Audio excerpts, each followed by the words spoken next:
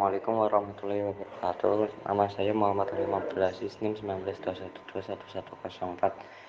Saya akan menjelaskan tentang konsep umum sosiologi hukum. Pertemuan dalam Riwayat Sosiologi Hukum adalah sejarah pertama kali dikemukakan oleh Angelotti dari Italia pada tahun 1882 dan pengembangan hasil pemikiran para ahli filsafat hukum, ilmu hukum, dan sosiologi dari mazhab alirannya.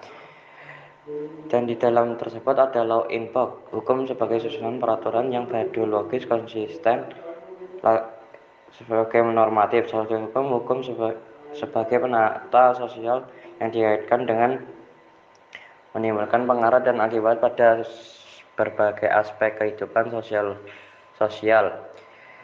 Hukum dan ilmu sosial. Hampir setiap bidang kehidupan manusia diatur oleh hukum. Kemajuan teknologi dan industrial mengakibatkan campur tangan negara semakin dalam ke bidang kehidupan masyarakat. Hukum diharapkan untuk melakukan adaptasi terhadap perubahan dua yang campur tangan manusia.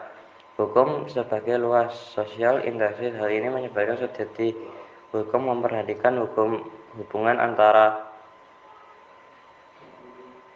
dengan hukum berlaku. Penelusuri hukum yang makin dalam dan luas dalam masyarakat menimbulkan masalah mengenai efektivitas peraturan dan akibat yang ditemukan sehingga dalam masyarakat. Dua, pengaturan hukum yang membatasi kekuatan dalam masyarakat dan kepentingan dalam masyarakat mempengaruhi bekerjanya hukum. Dengan keadaan demikian dibutuhkan sesuatu yang dapat menyusun sebagai peraturan logis konsisten dengan mengenai istilah dan kemudian menjadikan tertib aturan hukum positif yang biasanya disebutkan studi positif. Ilmu hukum analitis. Ilmu sosial sebagai sosiologi, objek penyelidikannya juga hukum.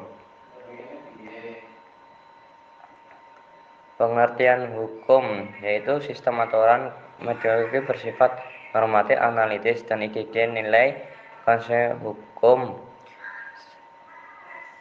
Ya, sekian dari saya. Assalamualaikum warahmatullahi wabarakatuh.